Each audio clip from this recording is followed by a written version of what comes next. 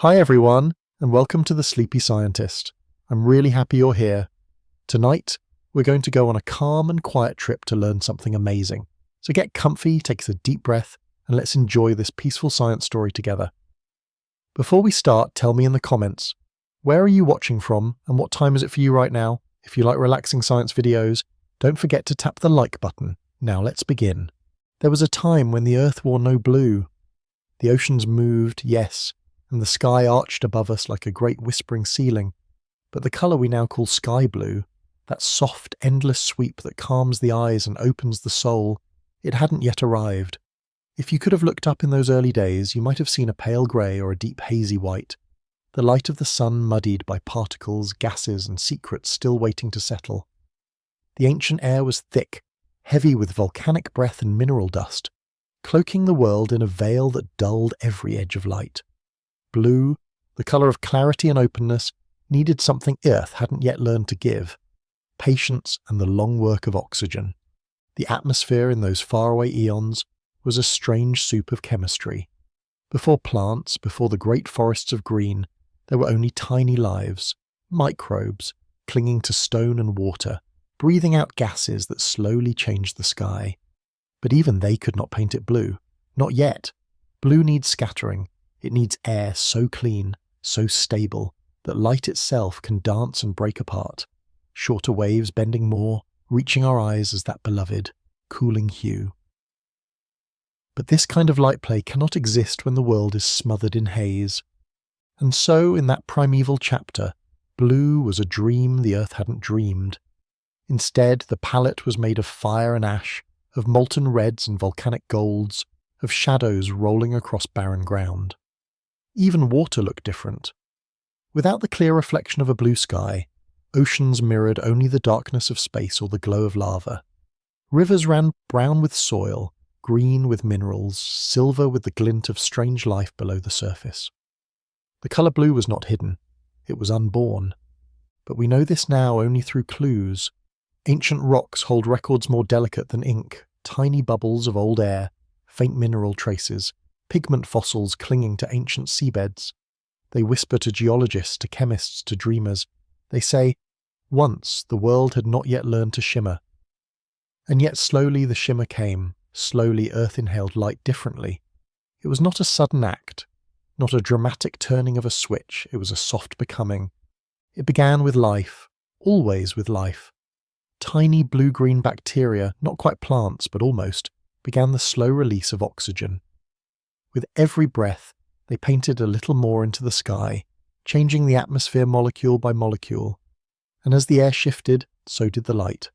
The clouds cleared, the haze lifted, and one day, perhaps unnoticed by any eye, a morning came where the sky was no longer white or grey, but gently, truly blue. Even now, we don't fully understand the moment it happened.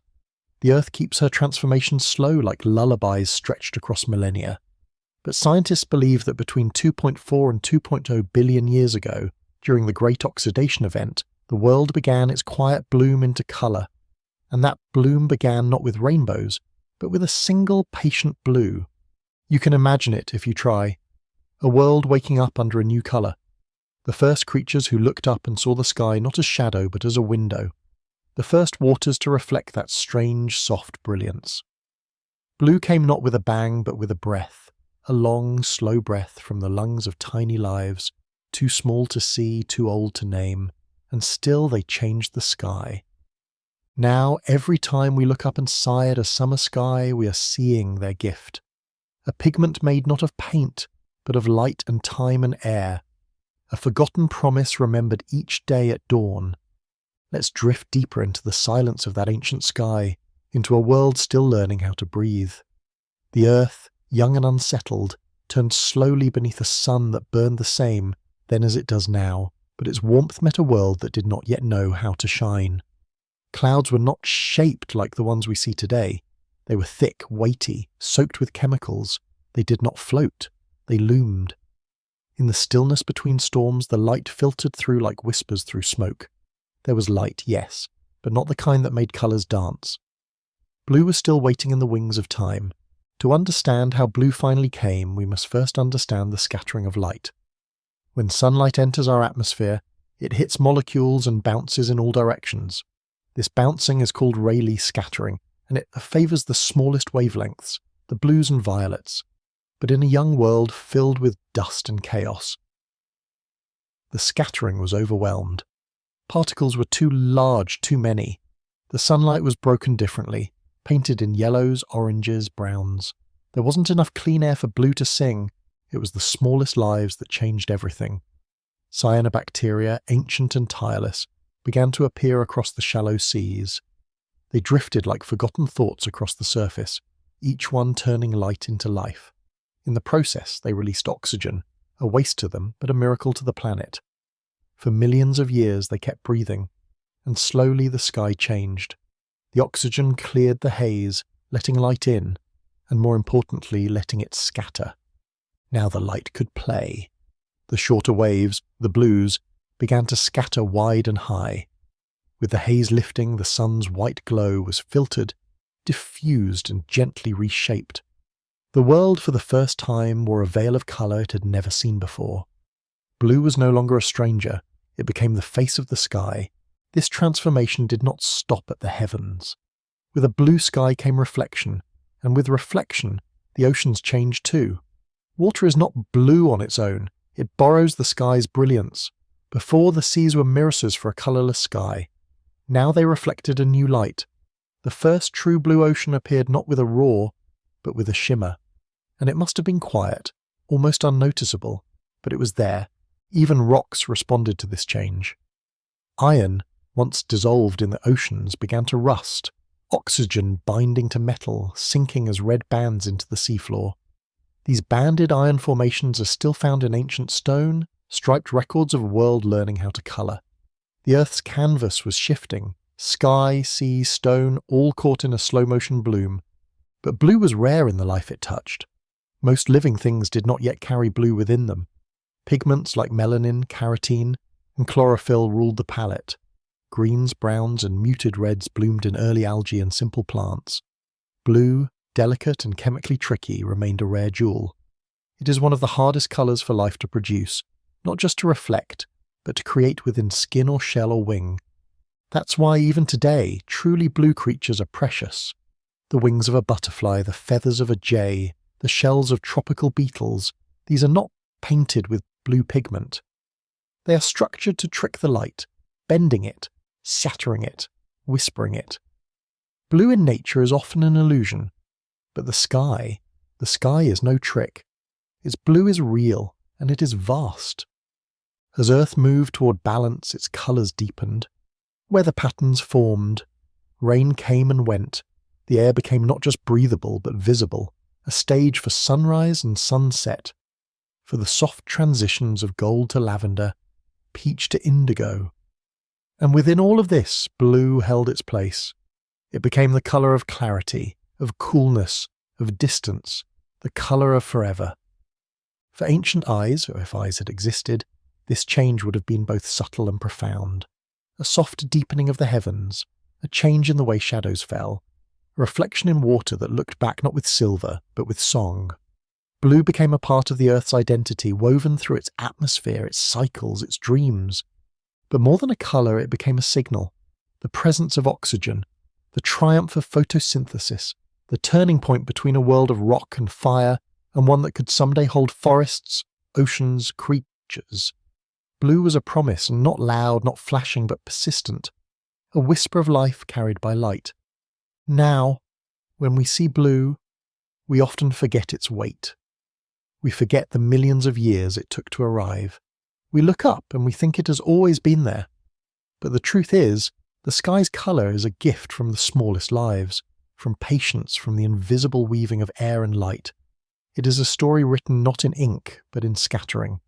The next time you see it, whether over mountains or rooftops, deserts or rivers, try to remember the silence that came before. Try to imagine a world where the sky did not speak in blue. Try to hear the long, slow breath of the earth, exhaling colour into the sky. Now we come to the quiet closing of this story, where the colours of the sky are no longer a mystery, but a memory. Earth, having shed its shroud of dust and chaos, slowly learned the language of light. The blue that once never came now reigns across every continent, every ocean, every breath drawn beneath the sky. But the journey here was not just one of chemistry. It was a journey of time, of life, and of delicate transformations that left no thunderclap behind. And yet they changed the very way we see. The sky became blue because it was finally ready to carry light properly. The air, once thick with volcanic sighs, became clear enough for the shorter wavelengths to scatter freely, delicately, generously. Blue is not the most powerful colour, but it is the one that travels best through purity. In many ways it's the colour of honesty. Nothing hidden, nothing blocked. Just light doing what it was always meant to do, now finally able to do it. But what did that mean for Earth's story? It meant evolution could bloom beneath a dome that stayed steady. The stable sky allowed climate to regulate. Plants could stretch upward toward a consistent glow. Animals, including the ones that would one day gaze up and wonder, could live under a sky that offered both beauty and balance. The blueness above wasn't just a decoration, it was a stage, a shelter, a signal that life could thrive. Even human history was shaped by the sky's transformation. When we painted, our earliest colours were pulled from Earth itself. Charcoal for black, ochre for red and yellow, soil for browns. But blue was elusive. The sky offered it freely, but only in light. To trap it in pigment took much longer. Civilization searched for it. The Egyptians crushed lapis lazuli, turning it into the rarest of paints. The Chinese crafted blue porcelain glazes that caught the heavens in a bowl. The Maya dyed cloth with indigo, as if draping their people in sky. But before any of this, before temples, before trade, before paint, there was only that first blue morning, quiet and unnoticed. Perhaps it arrived after a rain when the air was especially clear. Perhaps it crept in over centuries, deepening with every breath of a cyanobacterium. We will never know the exact moment the Earth looked up and realized it had changed. And maybe that is fitting. Some transformations are not meant to be seen all at once, they are meant to unfold slowly, until they simply are. And now, in our time, we stand beneath that blue with little thought to how long it took. We complain when it clouds, we marvel when it glows, but we rarely imagine a time when it wasn't there. Yet that forgetting does not erase the story. The story lives in every clear morning. It lives in the way the ocean catches the sky and gives it back to us. It lives in every eye that seeks calm in the horizon, every child who draws a sun in a field of perfect blue. There is a kind of peace in knowing that something so immense, so ever-present, began in silence. The sky did not fight to be blue. It waited, it cleared, it welcomed the light. And that waiting gave birth to colour. Maybe that's what blue really teaches us, that beauty can come from patience, from tiny actions repeated over time, from breath and light and stillness. So tonight, when the sky fades to indigo and then black, and the stars begin their soft blinking across the heavens, remember that this too is part of the blue. It doesn't vanish, it simply rests. Like all things on earth, the colour waits until the morning returns. And when that first soft ray scatters through the molecules above, turning the dome of our world into a cradle of sky, you'll know the blue has come again, not with force, not with noise, but with the same quiet breath that has coloured our world for billions of years. The sky does not ask us to notice it, but it hopes we will, for in its blueness lives a history of becoming, of chemistry, of life, of transformation. A gift passed from microbe to morning, from breath to brightness. And all we have to do is look up and remember what it means. Long before words were carved into stone, and long before alphabets whispered their way into scrolls and books, there was colour. Not in the sky, not in woven fabric or fine art, but in the dust that clung to fingers and the rock walls that remembered human hands. The first stories we told were not written, they were painted. And the colours we chose did not come from our imagination alone, but from the earth beneath our feet. In that ancient dreaming time, humanity's first palette was made of ochre and ash, blood and soil, fire and clay. It was a palette not of art, but of presence, a way to say, I am here, I have seen, I remember. Imagine a cave in the silence of prehistory. It is cool inside, still as sleep, the air holding the scent of stone and time. On the walls, streaks of red and yellow curve and fade, Handprints fan outward like petals or echoes. These pigments are not accidental. They were chosen, gathered, ground and placed with care. They are among our earliest creations. Before we built tools with metal or raised cities with walls, we reached for colour, and we reached for ochre. Ochre is a pigment of the earth, a naturally occurring mineral rich in iron oxide. When ground into powder, it becomes vibrant, red as rust, yellow as firelight, orange as sunsets never seen. Its presence in caves across Africa, Australia and Europe tells us a shared truth, that even the earliest humans were drawn to beauty, to expression, to the soft permanence of colour. They painted not just to mark, but to remember, to feel, to connect. Their art was not decoration, it was devotion. But ochre is more than a colour, it's a signal. Its discovery and use point to some of our oldest rituals, our first glimpses of self-awareness. Burial sites from over 100,000 years ago hold bones dusted with red ochre, as if the dead were being wrapped in light, in warmth, in memory. The colour red may have symbolised blood, life, or the setting sun. It may have spoken of endings or of beginnings. Whatever it meant, it mattered. And that matters now. To gather ochre, early humans would dig or chip it from rock, then grind it using stone tools, mixing it with water, animal fat or plant oils to create a kind of paint. The process itself was tactile, intimate.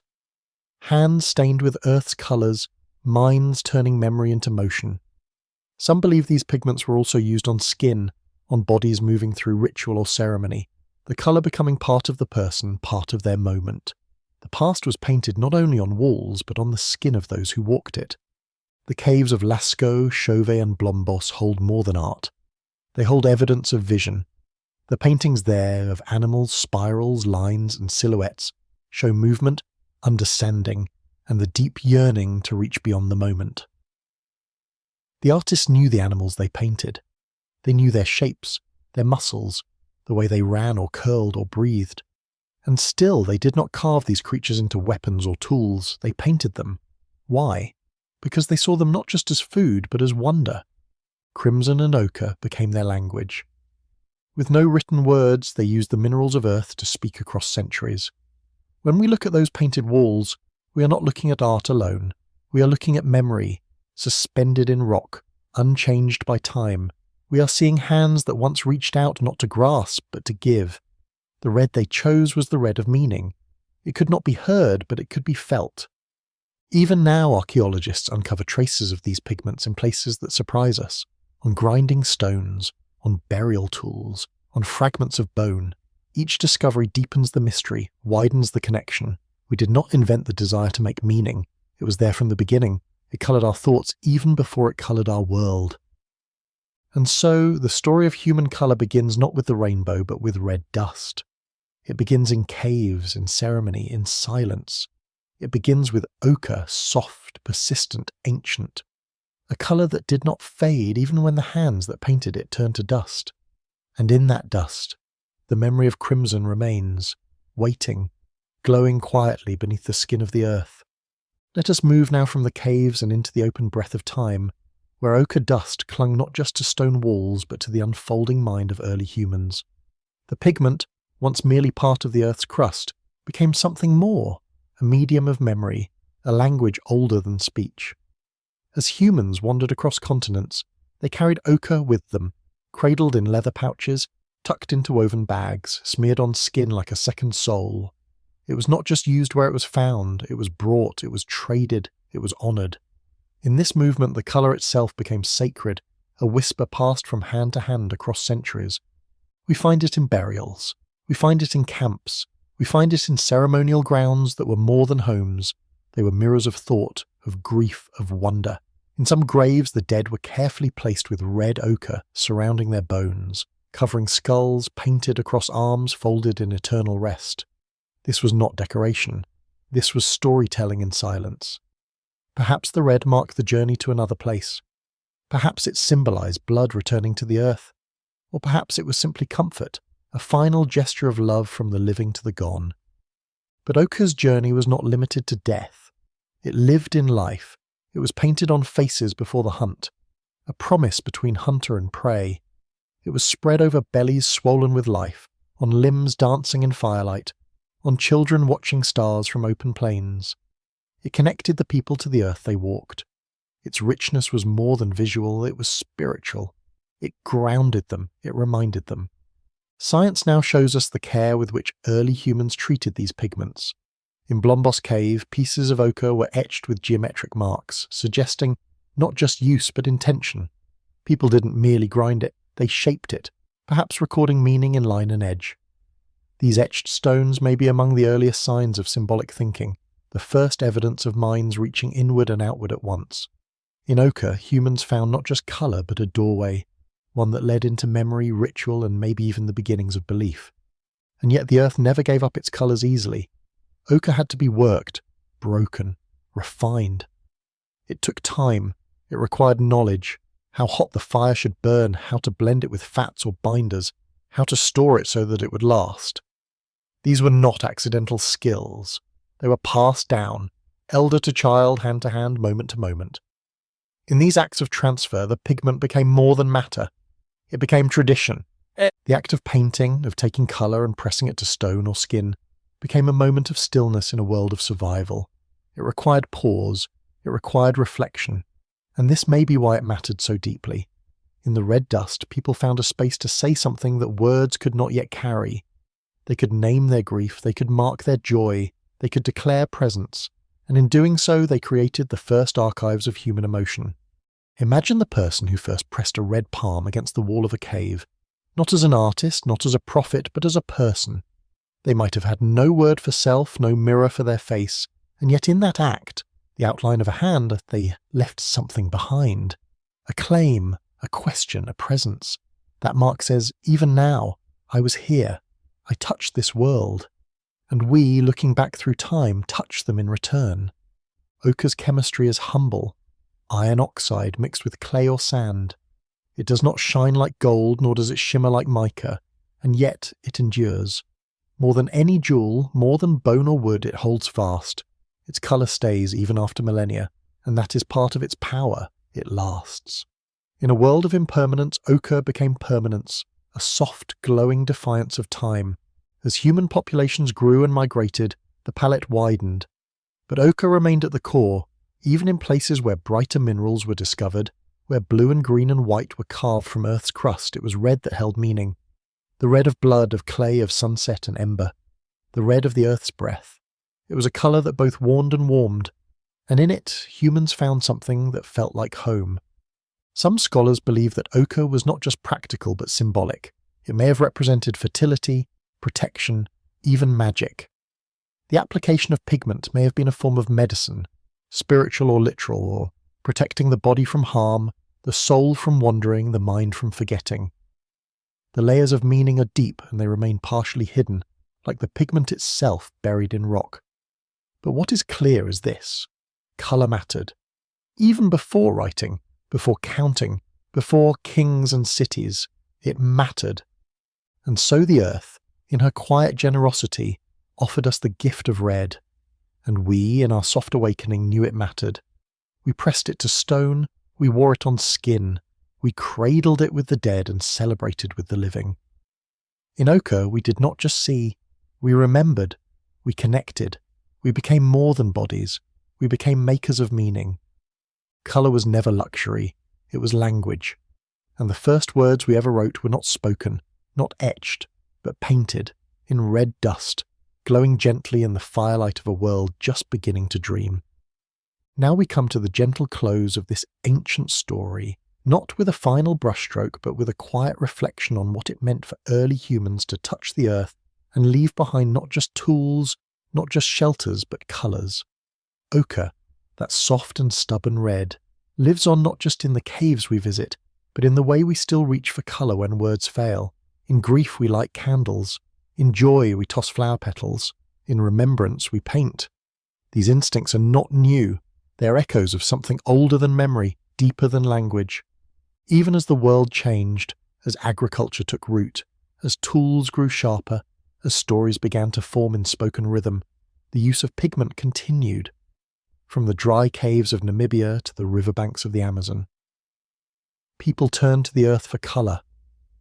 They scraped stone, boiled bark, crushed roots. But no colour travelled quite like red ochre. It moved across continents, traded as carefully as obsidian or salt, carried as part of cultural memory. Where people went, ochre followed, or perhaps it led. With the dawn of civilization, we see ochre evolve from ritual to record. In ancient Egypt, red pigments were used in tombs and temples, depicting gods, pharaohs, and the sacred moments between death and rebirth. The same red that once marked the handprints of a hunter now lined the eyes of queens, the collars of divine animals, the walls of pyramids reaching toward the sun. The colour became symbolic, royal, holy. But it never lost its roots. It was still earth, still dust, still the memory of stone. And beyond the Nile, in deserts and rainforests, on islands and mountains, ochre remained part of human life. In Aboriginal Australia, red ochre became central to Dreamtime ceremonies, stories that link the living to the land, to ancestors, to the beginning of all things. The pigment was applied in dances, in songlines, in body art passed down through generations. It was not just colour, it was presence, inheritance, continuity. A conversation with the land that never stopped speaking. Science too has had to listen. Archaeologists use ochre to trace migration, to understand ritual, to guess at the shape of vanished beliefs. Chemists examine its composition. Anthropologists study its meaning. But despite all the analysis, there remains something unmeasurable in a red handprint on a cave wall. Something that says, this was a person, alive, feeling, seeing, choosing. This was someone who did not just live, they noticed, they marked, they remembered. The power of pigment is not just in its use, but in its endurance. Stone tools may rust, bones may decay, but colour, true, mineral colour, lasts. A stroke of red can cross 40,000 years and still speak. No translation needed, no explanation required. It says what it always said. I was here, and perhaps I still am. In our modern world, surrounded by synthetic dyes and endless screens, it's easy to forget the origin of colour. But somewhere in every artist, every child with a crayon, every mural on every city wall, there's a thread leading back to that first spark of ochre crushed beneath a stone. A thread pulled tight across time, humming with the memory of when we first chose to see differently. And so we return not to a cave or a burial site, but to a simple truth. We are a species that colours. We always have been. We colour our bodies, our homes, our skies, our stories. We do it not because we must, but because it connects us, to the past, to each other, to the earth beneath our feet. Ochre taught us that. It taught us that even in a world of survival there was time for beauty. It taught us that the earth does not just feed and shelter us, it speaks in colour and stone and dust. And it taught us that what we leave behind is not measured only in monuments or machines, but in the quiet persistence of pigment pressed into rock. Somewhere deep in the curve of a cave untouched by sunlight, there is a handprint. Faded, yes, but still there, still red, still human, still saying everything we've ever needed to say. I am here, I see, I remember, I belong. Before leaves rustled in forests or ferns unfolded under sunlight, before even the softest moss curled over stone, earth had already begun to dream in green. But this was not the green of gardens or grasses. It was something stranger, older, quieter. A green that pulsed in shadows, in slimes and mats, in forms so small they slipped between grains of sand. It was a green not yet born into trees or blades, but carried in single-celled lives drifting through shallow seas. Before plants rose from the soil, the earth had pigments, and in those pigments, the first whispers of photosynthesis. The earliest greens were not found in leaves, but in microbes. Cyanobacteria, ancient and often invisible, floated in the waters of a young world. They had no roots, no stems, no flowers, but they held within them a power that would change the planet forever, the ability to turn sunlight into life. These microbes were the pioneers of photosynthesis, and to do this, they needed pigments, not for colour alone, but for function. For light is not easily tamed, and only certain molecules can hold its energy without breaking. These early creatures evolved pigments like chlorophyll, not just to survive, but to build the future. Chlorophyll is not unique to plants. Long before plants, chlorophyll existed in these water-dwelling architects of air. With it, they absorbed the reds and blues of sunlight and reflected back the green. Not because green was special, but because it was the part of the spectrum they didn't need. That leftover light, reflected rather than absorbed, is the green we now associate with life itself. But back then, there were no trees to shimmer in the wind, no grass to roll beneath, no vines to tangle toward the sun, just mats of microbial green, coating rocks, lining pools, spreading slowly like thought across the watery world.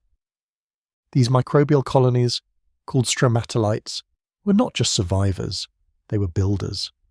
Layer upon layer, they grew upward and outward, catching sunlight, exhaling oxygen, slowly transforming the chemistry of the seas and skies.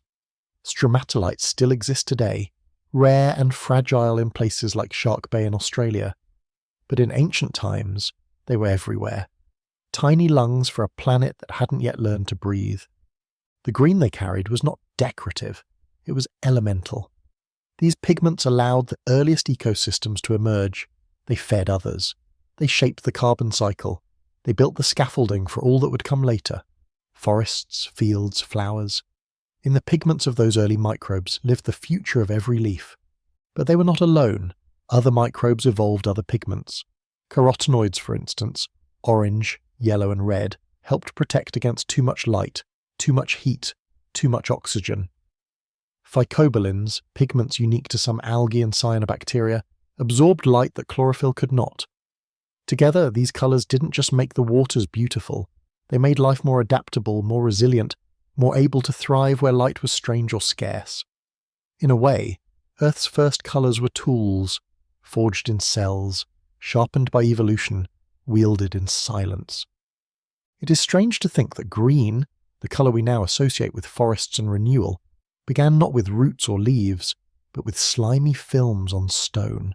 That it was not always a symbol of abundance, but of trial, of molecular patience. These microbes didn't know they were shaping the world. They simply drifted and lived, and in doing so they slowly coloured the earth. And so, long before any plant raised its face to the sun, the green had already begun. Not as beauty, not as decoration, but as survival, as chemistry, as a quiet, invisible revolution. These pigments didn't shout. They shimmered softly beneath the water's surface, transforming light into breath, into time, into memory. When we think of early Earth, we imagine a harsh, colourless world and grey rocks, black lava, brown dust. But beneath that surface, colour was already at work. Not in rainbows, but in radiance. Not in blossoms, but in molecules. The first green was not seen from afar, it had no scent, no sound.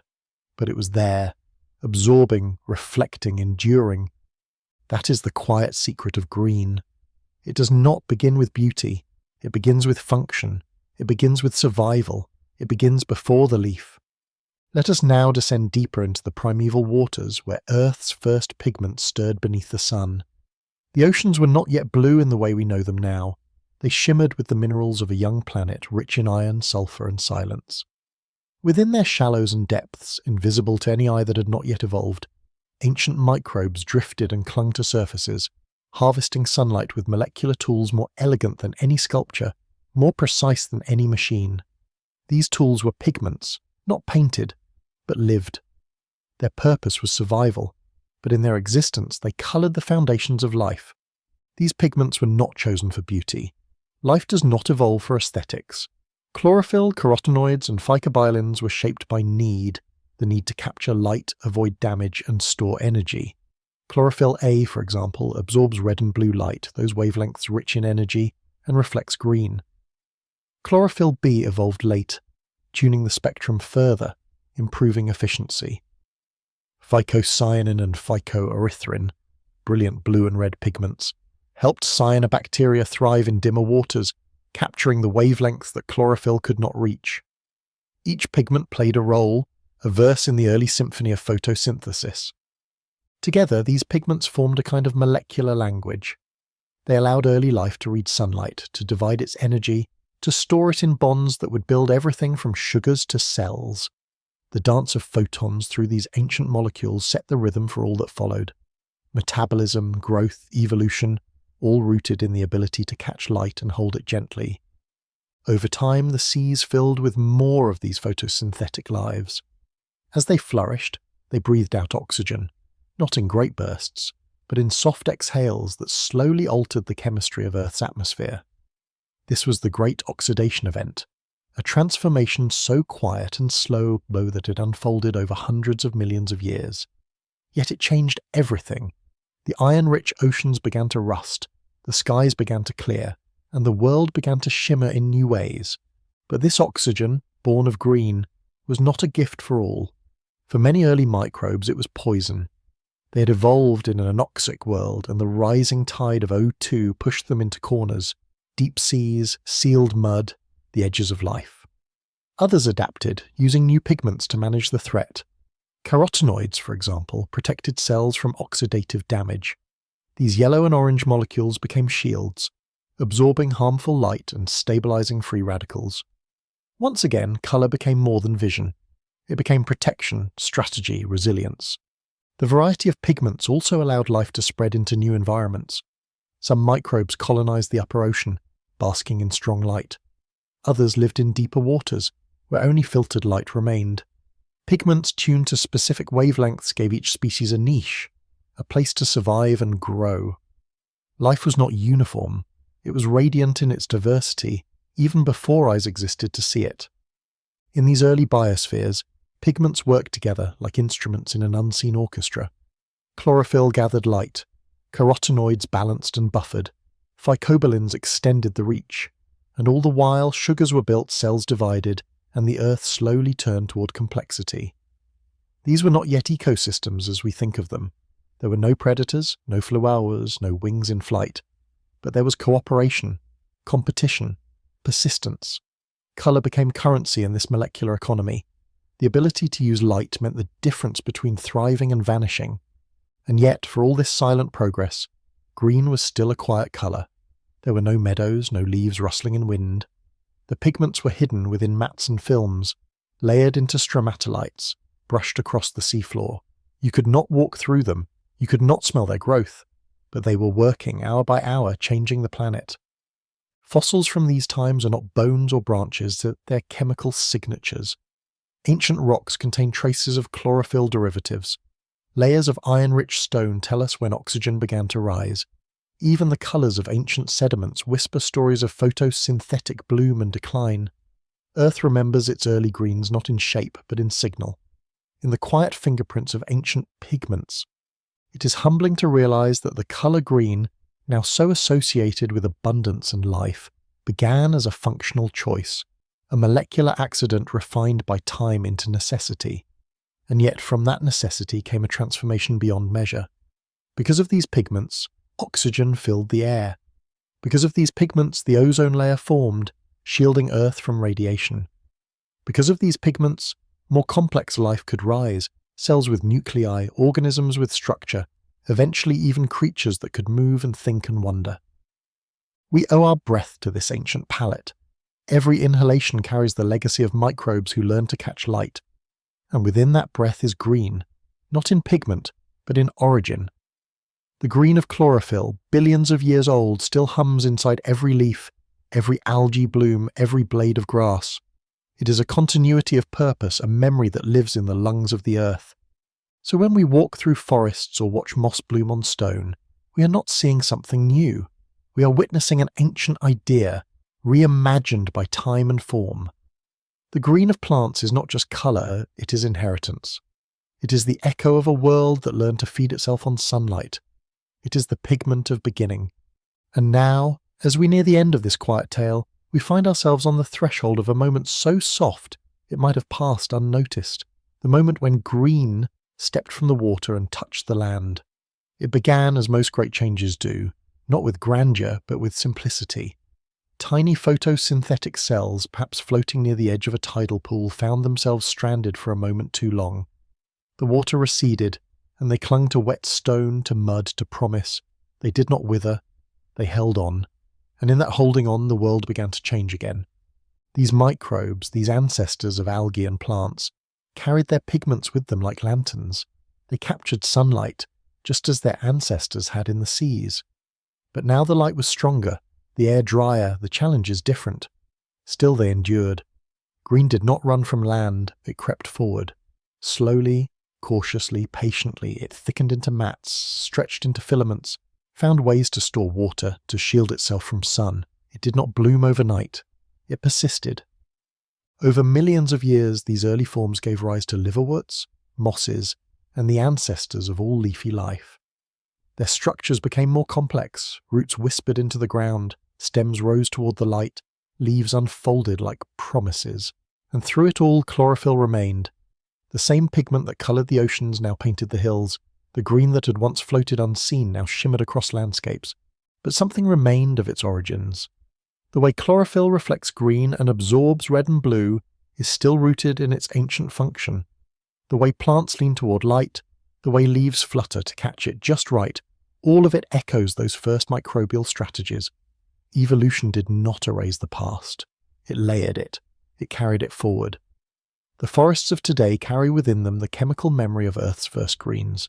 And still, we look at plants and think of peace, of life, of growth. The sight of green calms us, centres us, perhaps because deep in our cells we remember. Not as memories we can name, but as inheritance. The oxygen we breathe, the food we eat, the rhythms of seasons, all are bound to the gift of green. It is a colour that does not demand attention. It invites it. It does not dazzle. It grounds. In our modern world, where synthetic colours flash and screens glow, green remains steady. It grows in cracks between pavement. It climbs abandoned walls. It returns after fire, after flood, after forgetting. It is not fragile. It is not temporary. It is the colour of resilience, born not from petals or paint, but from the deepest molecular wisdom. And still today, when scientists search for life on distant worlds, they look for the signs of pigment, for spectral hints of chlorophyll or its cousins. Because to find colour is to find function, to find light captured and used, to find the possibility that something somewhere is turning energy into life. So when we look at a blade of grass or a leaf trembling in wind, we are not just seeing the present. We are seeing the work of billions of years, of pigments refined in silence, of cells that endured the unimaginable. We are seeing the green before the leaf, still shining through every leaf. This is the secret carried in every forest, every meadow, every algae bloom, floating under the sun. Green is not new, it is ancient, it is patient, and it is still becoming. We walk among its gifts every day, oxygen, food, shade, peace, without noticing the quiet pigments that made it possible. The story of green does not end here. It stretches on, into every tree that grows, every field that flourishes, every breath we take. And behind it all, beneath it all, the first green still hums, still works, still waits. It is the colour of life's longest memory, the colour of how it all began. Beneath the earth's crust, in chambers where the wind does not reach and the sun has never touched, lie stories painted in shadow and dust. They are not carved in words or cast in metal, but brushed gently across stone. Red ochre bulls in motion, coal-black horses galloping into silence, handprints pressed against curved walls like the echoes of forgotten names. These are the painted caves, where colour was first used not just to decorate but to dream, and in their silence they still speak. Long before paper, before parchment, before the written line, there was pigment and purpose. Early humans, hunter-gatherers with no cities, no currency, no kingdom, descended into the earth not to hide but to create. With torches flickering against limestone walls, they mixed minerals into paints and turned the hollows of caves into sacred galleries. These caves were not shelters, they were sanctuaries. The very act of entering them meant leaving the world above, stepping into stillness, into dark, into something beyond mere survival. The colours used were drawn directly from the earth. Iron oxides gave red and yellow. Manganese dioxide provided black. Crushed calcite offered pale white. These were not synthetic hues, nor were they easy to obtain. Stones had to be gathered, crushed, mixed with boiled water or fat, and then carefully applied. Brushes were made from chewed sticks, feathers, or fingers. There were no shortcuts, only patience. And what emerged on the walls was more than image. It was intent. Look closely and you'll see it. The curve of a bison's flank drawn with a single line of ochre, the spread of a deer's antlers captured in silhouette, the shading beneath a bear's belly achieved by blowing pigment through a hollow bone like breath becoming form. These artists were not unskilled primitives. They were observers, storytellers, engineers of light and shadow. They understood movement, anatomy, contrast. They painted not only what they saw, but what they knew. The way an animal turns before the chase, the way hooves scatter dust, the way breath hangs in cold air. The caves themselves added to the experience. Their walls curved and folded, turning flat images into three-dimensional illusions. A painted horse might appear to gallop as torchlight danced across the rock. A series of dots might become the heartbeat of a herd. The darkness was not empty, it was part of the performance. These were not passive paintings, they were interactive, immersive, ritualistic. They invited not just sight, but presence. But why paint at all? Why descend into these difficult, dangerous places? Some say the art was spiritual, a way to call to the spirits of animals, to honour them, to guide the hunt. Others believe it was educational, a method for teaching young hunters about the creatures they would one day pursue. Still others see it as early memory, a way to preserve experience, to mark a moment so it would not vanish into the night. Perhaps it was all of these. Perhaps it was more. In Chauvet Cave in France, some paintings are over 30,000 years old. Older than cities, older than agriculture, older than myth. And yet they still move us. Their lines still curve with confidence, their colours still cling to stone. Time has not erased their power. It has deepened it. These images remind us that the desire to leave a mark, to shape meaning, to use colour not just to see but to say, that desire is as old as our humanity. We often think of prehistoric life as harsh, as cold, as colourless. But the painted caves tell a different story. They tell of people who saw beauty in the animals they followed, who felt awe in the quiet of stone, who carried colour with them like a kind of prayer. They didn't just survive, they created, and in doing so they left behind more than tools or bones. They left behind their vision. Every pigment tells a story of labour. Red ochre dug from the earth, charcoal ground into powder, paint smeared by a fingertip onto stone older than memory. There was no audience, no fame, no gallery, just the cave, the artist, and the desire to give form to feeling. That desire, that act, still lives in every mural, every canvas, every child's chalk, drawing on a sidewalk. The instinct to colour the world did not begin with modern art. It began here, in darkness, in dust, in the quiet reverence of stone. These caves are not just archaeological sites. They are archives of emotion, museums of ancient wonder. The colours that live within them are not fossilised. They are alive, humming with the breath of those who came before us, glowing softly through the veil of time, waiting to be seen again. Let us walk deeper now, into the narrowing passages of time, where the weight of stone presses in and the light grows fainter, softer, as though the earth itself is holding its breath. In these depths, far from sun and sky, we find not emptiness but echo, not silence but intention. The walls whisper not in words but in strokes of pigment, each one placed by a human hand in a moment long past. And in that gesture something eternal was created, something that still hums in the blood when we look upon it. Cave paintings are not merely art, they are memory made visible, and the pigments that bring them to life are more than colour, they are chemistry fused with spirit. Iron oxides and hematite, goethite, produce the deep reds and golds. Manganese oxide, rich in black, reveals the outline of animals and symbols. White chalk traces shapes that still breathe. These minerals were not just gathered, they were chosen. Early humans understood them not only for their colour but for their texture, their permanence, their sacredness. The caves too were not random.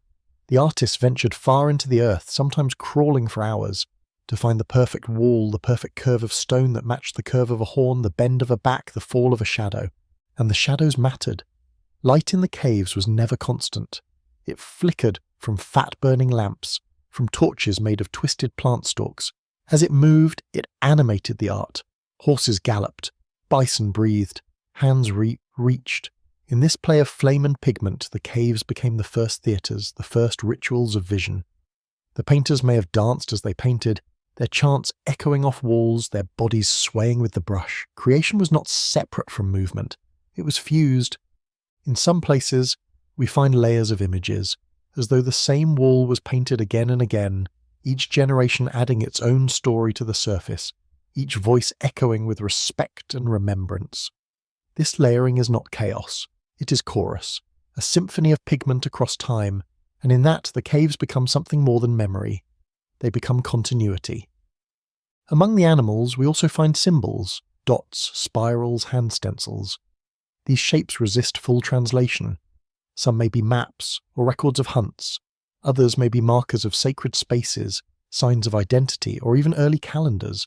But whatever they meant, they mattered enough to be painted in the same pigments, with the same care, in the same sacred places. These were not decorations, they were declarations. We are here, we see, we feel. What makes the painted cave so haunting is not just their age, but their stillness. No footsteps echo there now, no torches crackle, and yet the images remain, whole, quiet, waiting. The pigments have outlived empires, languages, and lines of descent. They have endured moisture, pressure, time itself. The science of this durability is remarkable. The minerals used resist fading. The cave's isolation from weather and sunlight preserves what was meant to be eternal. And so, red ochre from 20,000 years ago glows as freshly as blood. Black outlines still curve with purpose. White figures still emerge from darkness like ghosts coming home. Some caves, like those at Altamira, Lascaux and Chauvet, contain hundreds of images. Entire herds stretch across the stone. Mammoths, lions, reindeer, rhinos, rendered with such skill that modern artists still marvel at their line and motion. These painters knew their subjects not through photographs or diagrams, but through watching, tracking, living alongside them. Their understanding was intimate, sensory, embodied, and from that knowing they created. The pigments were not limited to wall art. In some sites we find stones marked with ochre, bone tools stained with red, even shells perforated and painted, perhaps strung as jewellery or worn as talismans. Colour was portable. It went beyond the cave. It was part of the body, the ritual, the identity. Perhaps certain pigments were carried in pouches like sacred dust. Perhaps they marked rites of passage, adorned the faces of the living or the bodies of the dead. In every use the message was the same. Colour has meaning. It marks, it speaks, it holds. There is something profoundly human in this urge. To find a substance in the earth, grind it, mix it, place it on the wall. To press a hand to the stone and leave behind not just the shape of a palm, but the thought, the moment, the being. In those prints we see the same need we feel today, to be known, to be remembered. To connect, not through domination or power, but through touch, through colour, through presence. Science tells us the how, the minerals, the methods, the tools, but it cannot fully tell us the why. That part remains with the artists, and perhaps that's the beauty of it. The painted caves hold a mystery we are not meant to solve, only to witness. They remind us that art did not begin in galleries or studios. It began in darkness, in silence, in the slow drip of water through limestone, in the rhythm of breath and brushstroke, in the glow of pigment beneath flickering flame. These are the places where humans first learned to speak without sound, where the earth became a canvas and life a composition. The colours that lived in stone are not lost, they are waiting, not just to be seen, but to be felt. And when we feel them, we remember not just them but ourselves. Now, let us rise solely from the depths of those painted chambers, as though climbing back through time itself. As the stone cools behind us and daylight begins to return, we carry something with us, not pigment on our hands, but presence in our minds. The painted caves are not just relics of the past, they are bridges. They connect us, quietly, to a time when colour was not just seen but felt. When every stroke of red or black was a heartbeat pressed into the world. And even now, in our bright and busy age, the memory of those pigments lingers like a soft shadow behind the eyes. The question remains, why did they do it? Why did early humans leave behind these colours, these forms, these messages in stone? Perhaps it was to record a hunt or a vision or a dream. Perhaps it was a way to ask the earth for safety or strength or forgiveness. Or perhaps it was simply to remember, to make sure that something of them remained when the fire went out, to take the fleeting and fix it, to turn breath into image. The act of painting in a cave is unlike painting anywhere else. The walls curve, the air holds a stillness like no other. The only light comes from the flame you bring. Each sound echoes, each breath feels louder than usual. The very environment demands reverence, and maybe that's the heart of it. reverence. These were not casual drawings, they were offerings, rituals in red and black and gold. Touch made sacred through repetition and care. And yet the pigments are not eternal, they endure, yes, better than most things we create, but even they will one day fade. The minerals will loosen, the walls will crack, the caves will shift. That is the nature of all things bound to earth. But what they represent, what they awaken in us, that might last far longer. Because the desire to make a mark is still alive, the need to say, I was here, still rises in us like the first glow of torchlight in a deep corridor. We have changed in many ways. We have satellites and skyscrapers, microphones and metal presses, but the essence, the reaching out, the longing to be seen across time, that has not changed. We still press our stories into surfaces, not in ochre perhaps, but in pixels, in ink, in gesture. We still paint caves, only now they are larger, brighter, louder. But in the quiet moments, when we look at a wall and wonder who touched it before us, we are no different from those early artists. There's a softness to that realization, a comfort. Knowing that in the long span of human time we are never truly alone. Others have stood in the dark and raised a hand. Others have knelt at the mouth of the earth and turned dust into meaning. Others have looked at the blank stone and felt that irresistible urge to begin. Today we preserve these caves. We guard them from breath, from light, from touch. We photograph them, we recreate them in replicas. We study them in laboratories. But no replica can carry the weight of the real thing. The hush, the air, the scent of damp rock. To stand inside a painted cave is to feel the presence of those who stood before. It is to listen with your skin, to see with your breath, to remember without needing to know. Perhaps the greatest legacy of these pigments is not the images themselves, but what they unlock in us, that quiet knowing that art does not begin in mastery but in need, that colour does not require canvas, that meaning does not wait for words. In a cave painted 30,000 years ago, someone made a choice to pause, to create, to speak without speaking. And through that choice they reached across time and have placed their hand in ours. When we leave the cave, whether real or imagined, the colours linger. Not on our fingers, but in our hearts. We carry with us a softness, a kind of listening, a reminder that even in darkness beauty can bloom, that even in sadness stories can be told, that even in stone colour can live. And maybe that is what the caves are really about. Not the animals, not the symbols, but the colour itself, the quiet, glowing proof that we are, and have always been, but creatures of wonder. Creatures who see not just what is, but what could be. Creatures who carry pigment and press it to stone simply because we must. Before there was colour, before there was light, before the world had learned how to scatter the sun into blue skies or sprout green leaves from soil, there was black. Not the black of night that comes and goes, not the black of ink or shadow cast by a flickering lamp, but a deeper black, older than memory, born in the silence between creation and emergence. This was the black of origin, of depth, of the space before breath. It was not empty, it was alive. The early earth was a furnace of change, a molten sphere cloaked in volcanic clouds and ash, wrapped in darkness that did not recede with dawn. Light tried to break through, but the air was too thick, the atmosphere too raw. It was a world lit from within, not above. Lava glowing beneath smoke, heat rising through soot, the sky a veil of suspended ash. In this primeval gloom, something remarkable began. Life did not wait for the light. It began in the dark. The first forms of life, simple, microscopic, single-celled, emerged not in sunlit waters, but near hydrothermal vents on the ocean floor, where no sunlight could reach.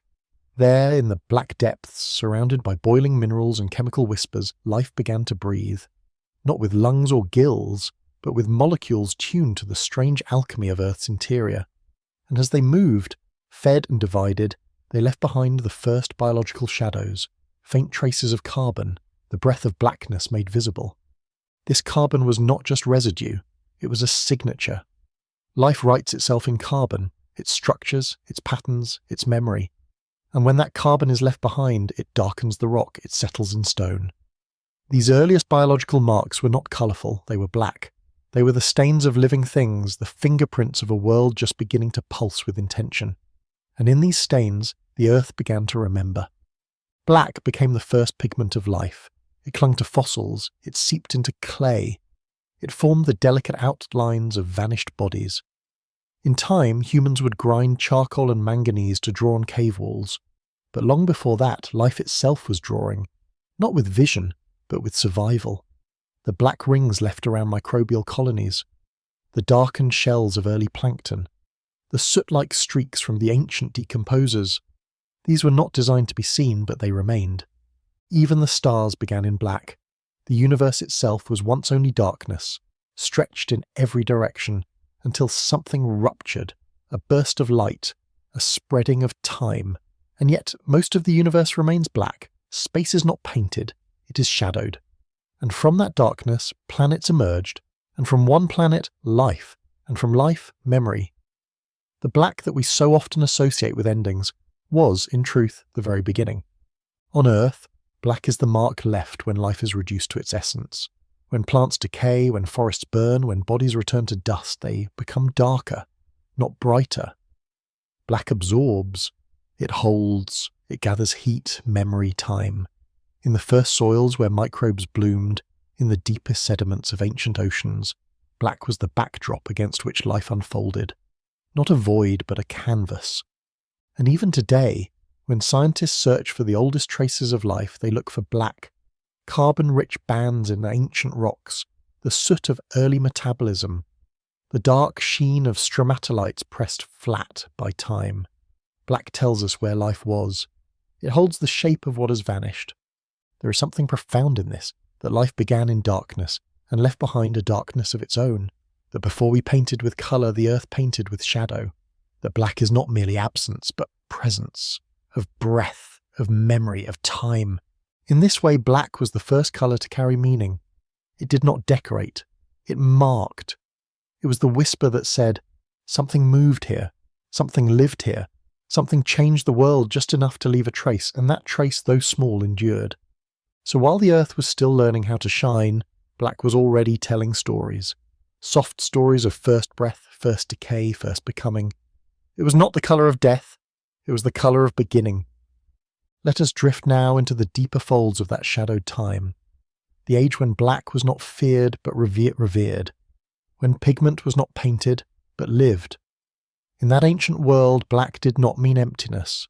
It meant mystery, possibility, shelter. It was the colour of what had not yet become, and of what endured quietly without needing to shine. In every place where early life took hold, in the crevices of underwater rock, in the pores of minerals warmed by Earth's molten breath, black was both the background and the record, and in that quiet record, life was learning how to speak. The materials of black were everywhere. Volcanic ash settled on land and sea fine as breath, coating surfaces in soft layers. Soot rose from the mouths of fire-spewing mountains, painting the world's first skies in smoke. Beneath the ocean, black smokers, chimneys formed by hydrothermal vents, erupted columns of minerals and heat, shaping the architecture of life's earliest neighbourhoods. These chimneys weren't barren. They were covered in microbial mats, thriving in chemical darkness. They absorbed sulfur, iron, methane, and turned them into growth. They were black, but they lived. The organisms that formed there didn't need light. They built their world on heat and reaction. They didn't follow the sun. They created their own energy through chemosynthesis. In their cells, pigment was not decoration, but adaptation. Many evolved protective molecules, dark compounds to shield against metal toxicity, to resist radiation, to manage extreme temperatures. These pigments, melanin among them, began as protection, but became something more. They were the early chemistry of survival. Melanin, the pigment we now associate with skin tone, hair colour and eye depth, had its roots long before humans existed.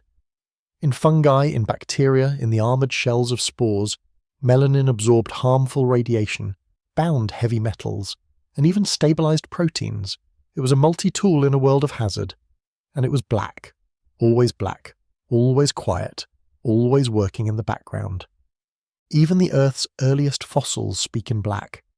In shale and slate, in compressed layers of organic matter, we find dark silhouettes, impressions of trilobites, of worms, of soft-bodied creatures now long gone.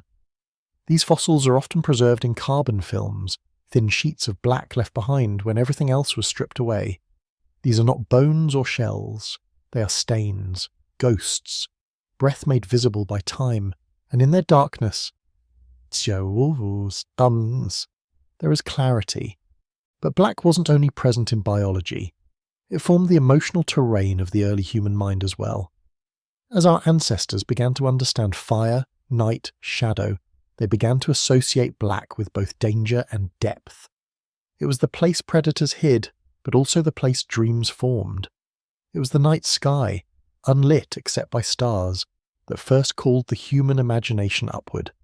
It was the caves, deep and dark, where humans first painted. They did not run from the dark, they entered it, they honoured it, they made art within it. When early humans began to create pigment from soot, charcoal and manganese, they chose black not just for contrast but for meaning. It outlined the bodies of bison on stone. It marked the boundaries of ritual space. It filled the spaces between shapes, suggesting something beyond the visible. And though we cannot know exactly what they felt, it is clear that black was not feared, it was respected, it was used with care. Later, across civilizations, black retained this dual nature. In ancient Egypt, it represented the rich, fertile soil of the Nile, the promise of life after flood. In other cultures, it marked the unknown, the sacred, the transformative. Shamans wore black feathers. Priests entered blackened sanctuaries. Mourning robes were not just signs of grief, but of transition. Black was not the colour of ending. It was the colour of crossing from known to unknown, from light to reflection. In science, we now know that black is not the absence of colour, but the absorption of all. A black object takes in every wavelength of light and gives none back. It is complete. It is whole. In the cosmos, black holes are not voids, but places of immense gravity, where light itself cannot escape. In a way, black is the most powerful colour. It holds everything. It reveals nothing. And yet, through it, we come to understand the deepest truths, not by what we see, but by what we feel. On Earth, the black of coal tells us of ancient forests compressed by time. The black of obsidian speaks of volcanic fire cooled into glass. The blackness of fertile soil, rich in decomposed life, grows the food we eat. The pigment is more than symbol. It is structure. It is function. It is legacy. So when we look at black, whether in the night sky or in the outline of a cave painting or in the eyes of someone remembering, we are looking at the first colour that ever held life's breath. We are looking at the evidence of survival, of transformation, of depth. We are seeing not the absence of light, but the result of life taking shape in shadow. Black does not ask to be noticed. It waits, it holds, it carries. And in carrying, it reminds us, not all beginnings are bright. Some are quiet, some are buried, some are made not of light, but of the will to endure. And now we come to rest in the closing breath of this story, the story of black, the first shadow to cradle life. In this quiet space where the world once trembled with heat and silence, we realize something profound, that black was never just a background, but a beginning. It was not the absence of light, but the presence of potential, a stillness that listened before life spoke, a depth that held the planet's first secrets in its dark embrace. Even now, when we peer into the oldest rocks, the deepest oceans, or the blackness of space, we are not looking at emptiness. We are looking at the earth remembering.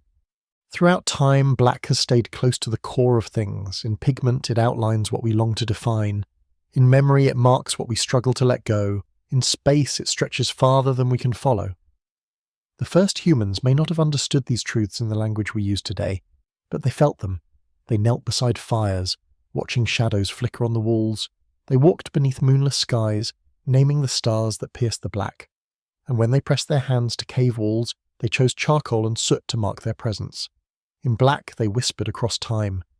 Even as colour blossomed across the planet, in the blues of the sky, the greens of plants, the reds of ochre and clay, black remained. It framed, it grounded, it gave shape to brilliance. A painting without black drifts without anchor. A forest without shadow feels flat. A day without night forgets how to rest. Black reminds us that not all light shines. Some of it hides, soft and folded, like a seed beneath soil waiting. And just as life began in the dark, so too do many of our human journeys. In sleep, our minds wander through shadow. In grief, we wrap ourselves in dark cloth to sit with what cannot be explained. In meditation, in prayer, in the space behind closed eyes, black returns. Not as fear, but as invitation.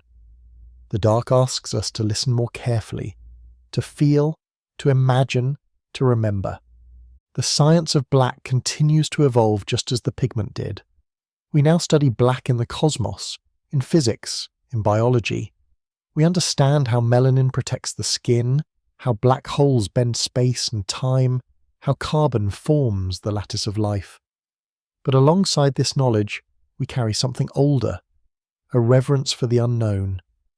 Black remains the colour of mystery, the colour of depth, the colour that came first. And perhaps it is fitting that the most ancient pigment still hums in the things we hold most dear. The charcoal used in early cave art, the ink that fills the pages of our stories, the rich soil that grows our food, the night that wraps the earth and lets the stars speak. Black is never loud. It never asks to be the centre, but without it the world would lose its shape. So as we close this story, breathe with the black for a moment. Let your mind wander to those first oceans where no light reached.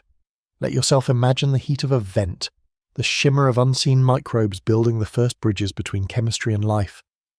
Let yourself picture the soot of the first fire rising toward a cave ceiling, the charcoal in a child's fingers, tracing a form onto stone, the black sky above a sleeping forest wrapped in silence. Black is not the end, it is the pause, the space where things begin again. It holds memory, it holds time, and it holds us, still, watching, wondering. In every brushstroke of black, from the first breath to the final night, we are reminded that life was not born in light but in shadow, and that shadow still breathes in everything we are. In the low places of the earth, where water lingers and air grows thick, there is a world that moves slowly, a world of soft decay and quiet bloom, where every inch of ground holds memory, and every drop of moisture carries the breath of 1,000 lives. These are the swamps, the bogs, the marshes, places we once thought of as waste or wilderness, but which are in truth the earth's deepest palettes. Here, time paints not in bright strokes, but in layers, folds and shadows. And in the layers, life unfolds with a patience older than trees. Long before forests towered, swamps reigned. They stretched across ancient continents like breathing blankets, shallow and still, filled with the chatter of insects and the gurgle of unseen waters. The light above was often soft, filtered through mist or the slow rising of morning fog. Below, the world was brown and green and black, not colours of glory, but of groundedness, of closeness, of things returning to where they began. The earliest mosses and liverworts began their long journey here, close to water's edge, sending down no true roots but anchoring themselves gently to stone and soil. Their green was not the green of forests yet to come, but a quiet matter hue, a colour meant for endurance, not show. These plants did not reach, they held. They hugged the earth, drank from the mist, and in doing so changed the air. As these soft pioneers took hold, so too did the microbial kingdoms. Beneath the moss, within the mud, in spaces too small for eyes, ancient colonies of bacteria and archaea worked in silence. They broke down leaf matter, decomposed fallen wood, and cycled carbon, nitrogen, and sulphur with an elegance few noticed.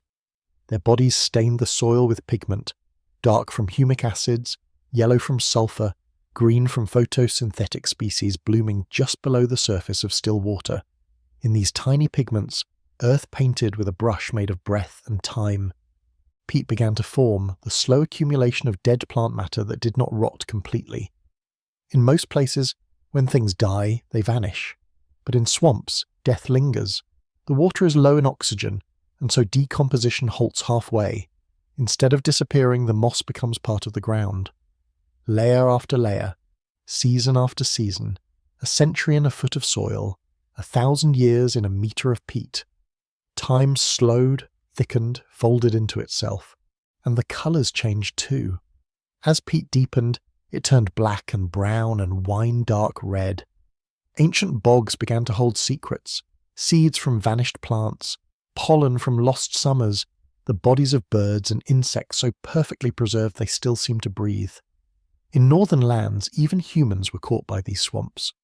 Bog bodies, soft as wax, stained dark by tannins, lay hidden for centuries, their skin coloured by the chemistry of mud. They are not bones. They are stories, held in the pigment of the earth itself. The colours of the swamp were not meant to dazzle. They were meant to endure.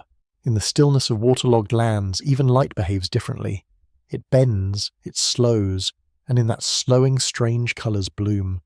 The green of duckweed floating like lace, the gold of pollen spread across the surface like spilled sunlight, the grey of mist that never fully lifts, the deep plum of decaying bark, the indigo black of shadowed pools. These are not the colours of spectacle, but of depth. They are not loud, but they do not leave. The creatures that lived here learned the palette. Frogs shifted from emerald to ash, insects shimmered in browns and bronzes.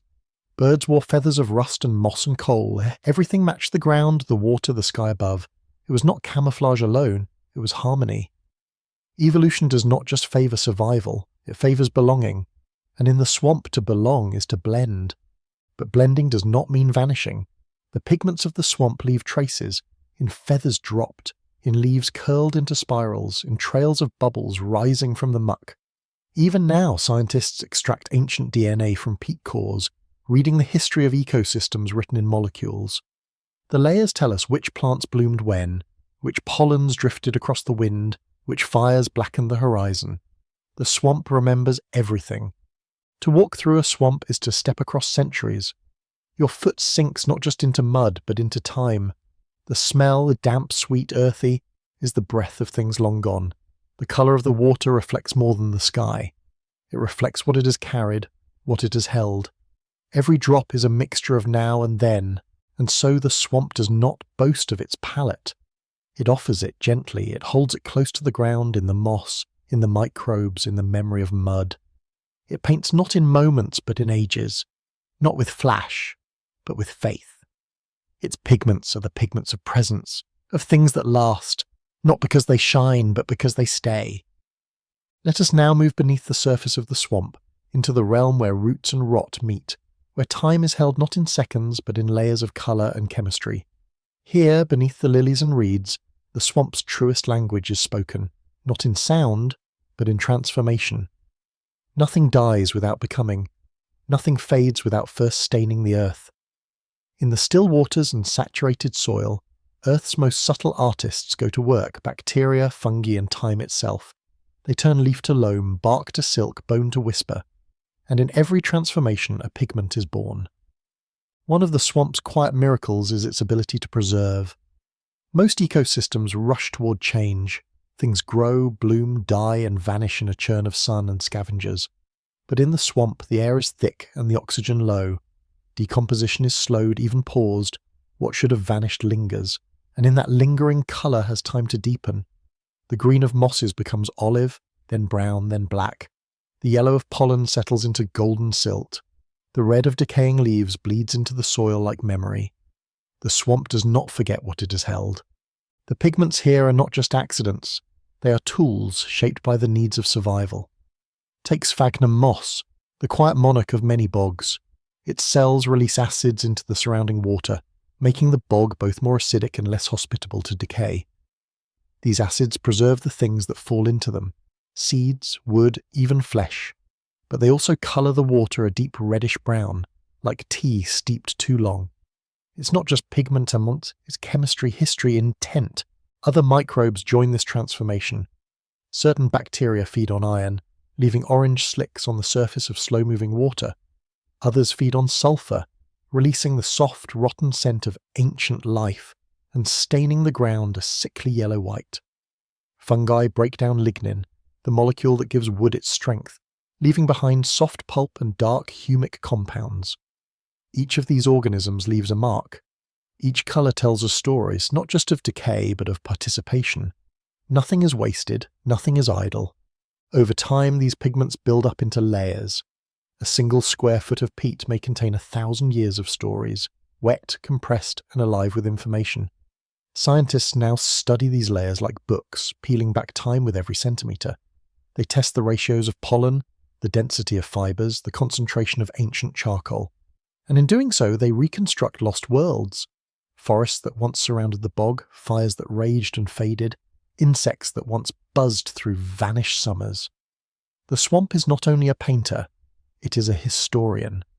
Even the animals that live here wear the palette of the swamp. Salamanders shimmer in shades of copper and coal. Turtles carry moss on their backs, their shells patterned like bark. Herons stalk through water the colour of tarnished gold, their feathers catching the greens of reeds and the silvers of morning mist. Nothing here is bright in the way flowers or sunsets are bright, but everything here is exact, harmonious, whole, and then there is the silence. The sound of the swamp is not always noise, it is the hush between frog calls, the rustle of wind through damp reeds, the ripple of something unseen just below the surface. And in that silence the colours seem to speak more clearly. You begin to notice the gradient in the mud, from grey at the surface to jet black below. You see how the light shifts as it touches the amber water, bending into golds and greens. You realise the shadows have temperature, that the moss glows even without sun. This is the kind of seeing the swamp asks of us, slow seeing. Seeing that requires patience. It does not reveal itself all at once. It unfolds like peat building layer upon layer. The more time you spend in it, the more colours you see, subtle, shifting, ancient. The kind of beauty that stays hidden until you have earned it. And perhaps that is why we have misunderstood swamps for so long. To those who rush, they appear stagnant. To those who only glance, they seem colourless. But to those who wait, who kneel and listen, and breathe the same thick air, they reveal themselves as cathedrals of change. Their colours are not loud, but they are true, not fleeting, but permanent. In the pigments of the swamp, we see a record of life that did not need to bloom loudly to matter. The browns and greens and blacks are not lesser colours, they are foundational ones. They are what happens when life roots itself, when it slows down, when it remembers. And so we learn from the swamp that beauty is not always brightness, that change is not always fast, that colour can be a conversation between decay and growth, between silence and breath, between the deep time of earth and the fleeting time of a single step. In every drop of swamp water, in every spongy footstep, in every slow-growing patch of moss, there is pigment, not just of hue, but of meaning, a story waiting, painted not in broad strokes, but in centuries. And now we linger in the closing hush of the swamp, where time no longer hurries and the air feels thick with memory. Here, colour has done what few things can, it has endured. It has not faded under the sun, for the sun rarely touches this place. It has not been scattered by wind, for the air moves slowly, as if reluctant to disturb what rests below. Instead, pigment has settled, in the soil, in the moss, in the water's surface, and it has waited. It has waited through seasons, through ice ages, through fire and flood and the quiet footfall of creatures now long gone. And in all that waiting it has deepened. Peat continues to grow, slowly layering itself in half-decayed gifts. Seeds of vanished trees, spores of forgotten fungi, feathers of birds that once called and no longer do. Each layer presses gently upon the one before it, not crushing but embracing. Time becomes something soft here, something that folds in on itself. And the colours, those browns, blacks and deep greens, are no longer just pigments. They are the earth remembering how to hold what it cannot keep. The swamp has always been a keeper of secrets, not just the secrets of species and cycles, but the secrets of survival. In places where others saw only mud and mosquito, the swamp was creating, refining, teaching. It showed how death could be beautiful, how stillness could nourish, how darkness could bloom. And in doing so, it painted its wisdom into the land, not with brilliance, but with truth. The plants here know the rhythm. The moss does not rush to grow, it listens first. The reeds bend, but do not break. The roots do not push deep like trees, but spread wide, soft and ready. Even the trees that do grow in the swamp, cypress, mangrove, willow, are shaped by water. Their trunks widen at the base, their knees rise like questions from the mud. They do not seek to escape the swamp, they become part of it. Their pigment is not in petals, but in bark.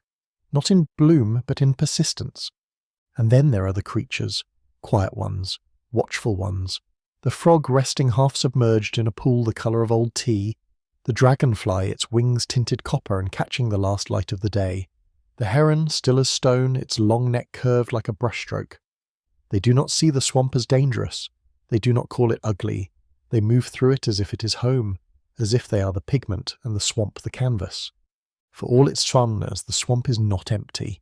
It is full of life, of history, of unseen processes that have shaped the world in ways we barely understand. The carbon stored in peatland slows the warming of the earth. The microbes in swamp mud filter water, balance nutrients, cradle the beginnings of new ecosystems. In the hidden chemistry of this place, the world is kept alive, breath by breath, drop by drop. And when humans finally began to understand this, to look not with haste but with humility, they found wonder. They found that what they once drained, they now sought to protect. What they once paved over, they now traced in maps of restoration. Because the colours of the swamp, subtle as they are, began to speak in science journals, in conservation reports, in stories told by those who wandered too long and came out changed. And so we return to the pigment, the quiet stain of iron in the water, the black of humic acid, the dull gold of dried reeds. These are not the colours of fanfare. They do not dazzle the way petals or rainbows do, but they are honest, they are earned. They belong to the deep places, not the peaks or the edges, but the middle, the places that hold the world together without asking to be seen. Perhaps that is the lesson, that pigment is not always a performance, that beauty is not always brightness, that the most enduring colours are those shaped by patience and pressure and presence. The swamp has no need to rush, it has no need to prove. It simply is, and in being it becomes everything. So when next you walk where water gathers, where moss thickens, where the air smells of roots and rain and something old, listen, look slowly, let your eyes adjust not to the light but to the depth. Let the pigments of the swamp remind you that colour can come from stillness, that art can come from decay, that life paints in ways we do not always see until we are quiet enough to notice. And in that noticing we remember, the swamp is not where time ends, it is where it settles, where it thickens into meaning, where pigment becomes memory, and memory becomes the earth's softest truth. Beneath the still crust of earth, colour waits. It waits in silence, in pressure, in chambers carved by fire. It waits in molten rivers hidden beneath mountains, in minerals forged from ancient heat, in crystals too small to see. And then, in a single moment, it rises. A mountain trembles, the sky darkens, and the world erupts in ash and light. We think of volcanoes as destruction, as flame and fear and endings, but they are also painters, sculptors, alchemists of pigment. Each eruption is not just an explosion but a release of the earth's deep palette, the rainbow buried in ash. Long before humans stood to witness them, volcanoes shaped the face of the world. They raised islands from the sea, spread fertile soil across barren land, and filled the sky with minerals that drifted for years. Their colours were not always obvious, but they were everywhere. The black of basalt, rich and heavy, the red of iron exposed to air, the grey of ash, fine as flour, blanketing forests like snowfall from the underworld. In the wake of each eruption, the world did not just burn, it blushed. Inside the magma, before it meets the light, elements bind and break apart. Silica, iron, magnesium, sulphur, all suspended in a dance of heat and time. These elements, once cooled, become rock. But while they flow, they shimmer. Deep reds, glowing oranges, even blues in rare volcanic glasses. Obsidian, sharp as truth and dark as memory, forms in the cooling skin of lava. Pumice, pale and porous, floats like stone made of breath. These are not just materials. They are pigments forged by pressure. Stories hardened into colour. And when ash rises into the sky, it carries more than dust. It carries minerals that will fall as gifts. Volcanic ash enriches the soil, not instantly, but deeply. It breaks down over seasons, feeding the land with phosphorus, potassium, and trace metals. After the fire, after the dark green returns, brighter, denser, richer.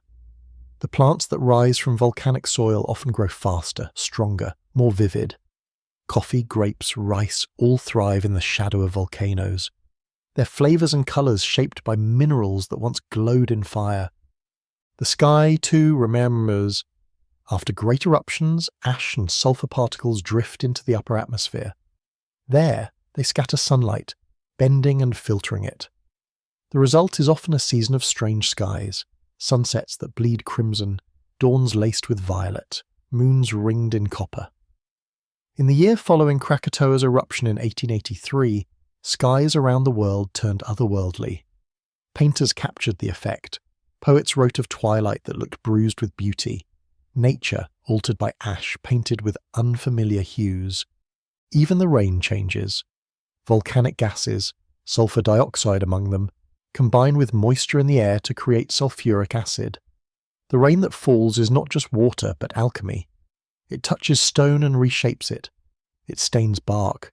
It seeps into rivers, tinting them slightly, feeding microbes that give off their own colour. A single eruption echoes for decades, in soil, in sky, in the memory of trees.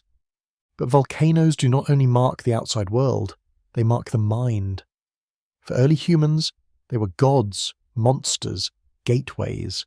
Their colours were warnings and wonders. The red glow of a distant crater meant power. The black flow of lava meant transformation. In mythology, volcanoes were often home to deities of fire and earth, their eruptions seen as anger, as renewal, as creation. The pigments that came from them, red ochres from volcanic rock, blacks from cooled lava, were used in rituals, in burial, in body paint. These were not decorations, they were acknowledgements of power. Over time, humans learned to live with volcanoes, not to tame them, but to listen. They built homes in the rich soil, knowing the risk. They named the mountain, they studied its breath. And when it spoke, with rumble, with steam, with the scent of sulphur, they moved, or they stayed, and became part of the story. Volcanic villages are both fragile and eternal, perched on the edge of beauty and ruin. The colours of these places are striking. Red tile roofs against blackened slopes, green vines crawling across stone. Ash becomes part of the architecture. Colour becomes history. And then there are the volcanic lakes, craters filled with water, coloured by the minerals that still seep up from below. Some are turquoise, others green, some the colour of oxidised blood. Each is a mirror held over the Earth's hidden heart. In them colour is not just reflected, it is born. In these places, we see that fire is not the end, that ash is not only grief, that colour can rise from pressure, from breaking, from heat so intense it bends stone and time. Volcanoes do not paint gently, they paint in bursts, in layers, in contrasts, and yet what they leave behind is not chaos, but beauty, wild, raw, unforgettable. To witness a volcanic landscape is to see time in motion. To walk through its valleys is to walk through a palette made of geology and breath. And to live in its shadow is to live in the presence of the Earth's most ancient voice, a voice that speaks in colour, in ash, and in the quiet return of life. Let us now step closer to the crater's edge, not to witness eruption, but to understand the quiet artistry that begins after the last plume fades. The true colours of a volcano do not all come in the heat of the blast. Many arrive later, when the ground cools and the air shifts, when ash settles into valleys and the earth exhales a new kind of breath. What seems ruined, burned, or buried is in fact beginning to change. This is where transformation paints with the slowest brush. Across the cooled lava flows, lichen is often the first to return. It comes as a faint green wash on basalt, a powdery coating on obsidian, a quiet veil that softens the sharp edges of stone. This green is not lush. It is chalky, ghost-like, a whisper. But it marks the start of life reclaiming what fire once owned. These lichens, a marriage of fungi and algae, begin the work of breaking down rock, creating the first fragile soil in a place newly born. After the lichen come mosses, then grasses, then shrubs, and as they arrive, so too do insects, birds and animals. What was grey and black becomes speckled with movement, with colour, with breath. The pigments of this early regrowth are humble, the dry green of hardy leaves, the brown of bark that grows against wind, the silver of spider threads stretched between stones. These are not the bright colours of a meadow in bloom, but they carry a deeper weight. They are the colours of persistence. Volcanic landscapes hold minerals few other environments offer in such abundance. Iron, magnesium, calcium, sulphur, elements that, when absorbed by plants, can subtly change the colour of leaves, bark, and even flowers.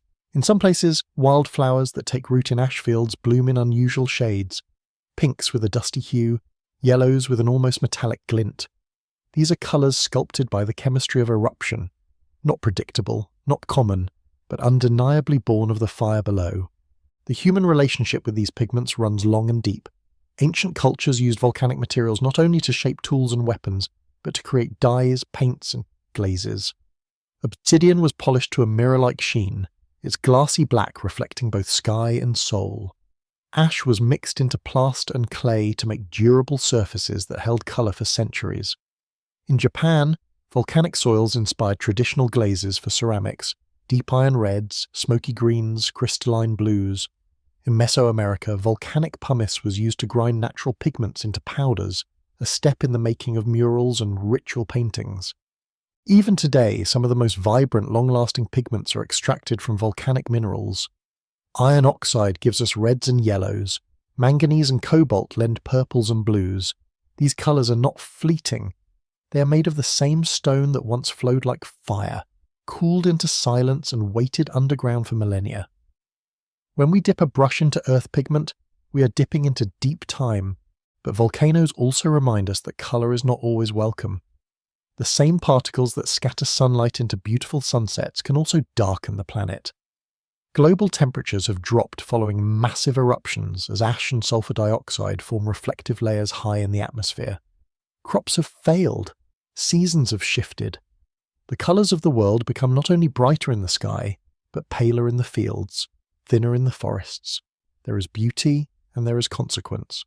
Colour, like fire, does not choose sides. In Iceland, you can walk through lava fields still steaming from eruptions a decade past. In Indonesia, sulfur miners climb into volcanic craters to collect bright yellow crystals from vents that hiss like broken whispers. Their faces are covered in scarves, their hands dusted in sulphur's glow. In Hawaii, new land emerges from the sea, black and steaming, as if the world is still learning to build itself. In these places, colour is not found, it is made, and underfoot, overhead, within. And always there is ash. Fine as flour, weightless as breath, it settles on every surface. On leaves, on rooftops, on water. It paints the world not with hue, but with memory. Ash carries within it the minerals of the deep earth, the signature of explosion, the residue of fire. It turns rivers cloudy, then fertile. It makes air hard to breathe, but rich in story. In its fall, it blurs the horizon, and in that blurring it invites reflection. We often see ash as aftermath, but perhaps it is also invitation. An invitation to begin again, to observe more slowly, to watch as grey becomes green, as silence becomes song, as pigment returns, not in defiance but in rhythm. This is how volcanoes colour the world, not in a single moment, but in waves, in cycles, in transformations that echo for centuries. Their palettes are made of pressure and patience, of what burns and what grows back. And in each mineral, each cooled rock, each brushstroke of sulphur or iron or carbon, there is a reminder that even the most violent creation can leave behind something soft, something vivid, something lasting. Now let us follow the path of colour to its quiet conclusion, where the lava has cooled and the air no longer trembles, where ash lies still beneath the weight of time, and the pigments of fire become the pigments of memory. The rainbow buried in ash does not fade, it settles. It becomes part of the land, the plants, the breath of the people who live beside it. It lingers in the soil, in the stone, in the stories, and in that lingering the volcano speaks, not with noise but with hue. There is a kind of reverence in returning to a volcanic landscape long after eruption. When the fire has passed, what remains is not silence but waiting.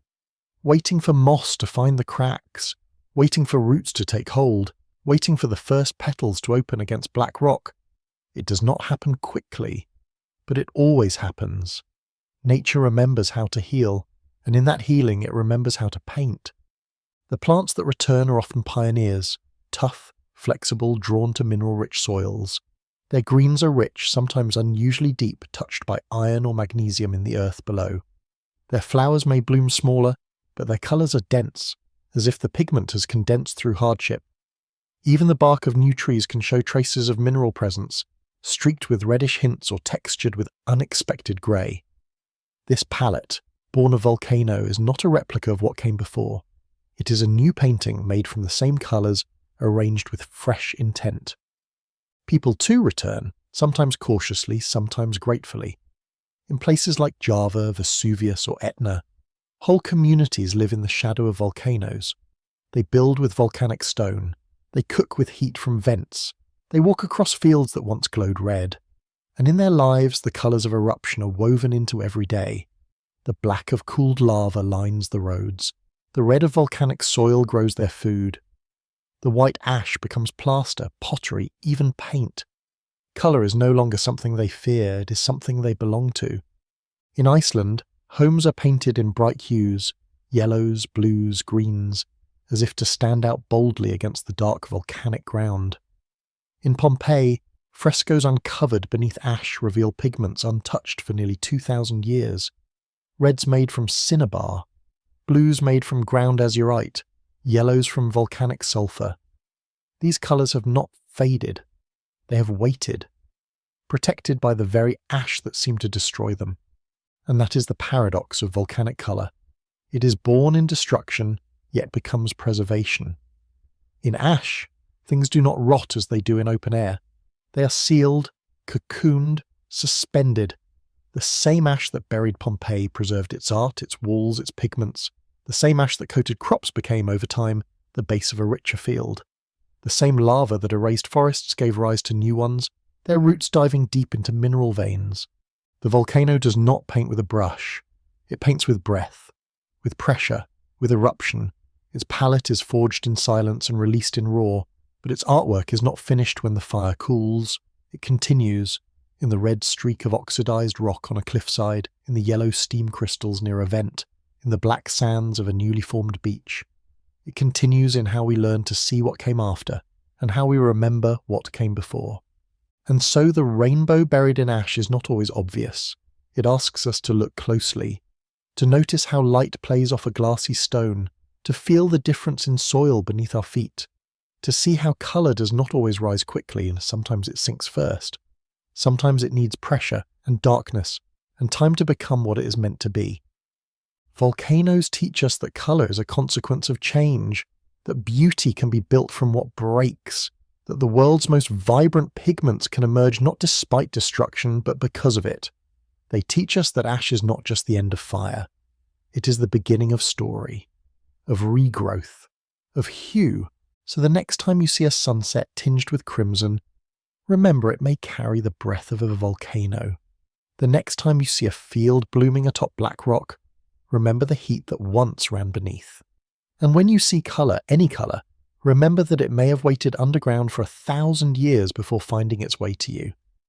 In the end, volcanoes do not just shape the land, they shape the way we see it. They remind us that even from the deepest places, the earth still paints. That even from the hottest moments, beauty can cool into form.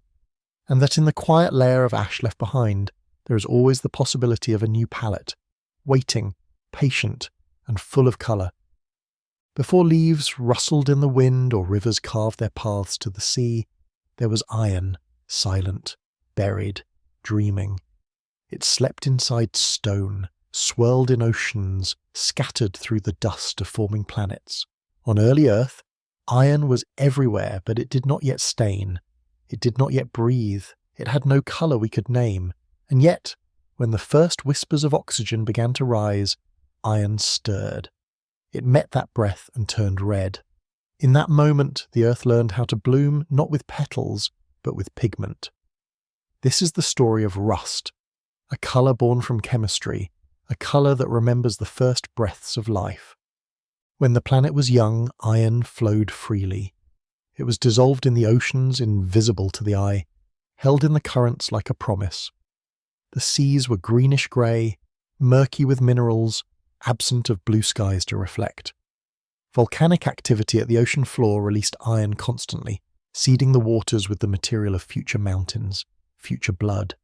And still the world was silent. Oxygen was scarce. Life had begun, but it moved in shadows, single cells drifting through a soup of metal and time. Then came the cyanobacteria, tiny architects of air. They floated in sunlight, turning carbon dioxide and water into energy, exhaling oxygen as waste. At first, their breath changed nothing. The oxygen they produced reacted instantly with iron in the oceans. It did not accumulate. Instead, it met iron, embraced it, and turned it into rust, iron oxide. This rust was not soft like decay, but dense, heavy, beautiful. It fell to the seafloor layer upon layer, building ribbons of red across ancient stone. These are the banded iron formations we see today, rocks striped in silver and crimson, still visible on cliffsides and quarry walls. They are time frozen into pattern.